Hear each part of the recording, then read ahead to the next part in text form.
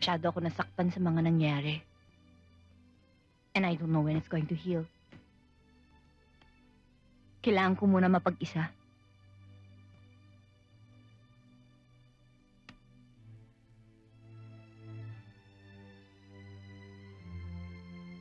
Okay, I'll respect that.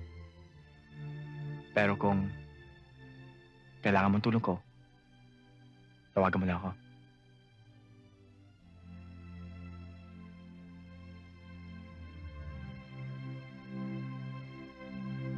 Salamat, Lester.